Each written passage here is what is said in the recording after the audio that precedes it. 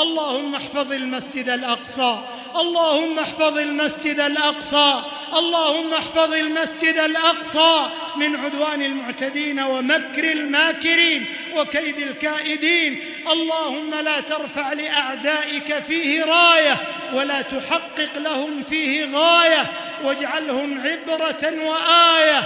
اللهم اجعل شأنهم في سفال وأمرهم في وبال وكيدهم في ضلال، فرق جمعهم وشتت شملهم واجعلهم عبرة للمعتبرين يا رب العالمين.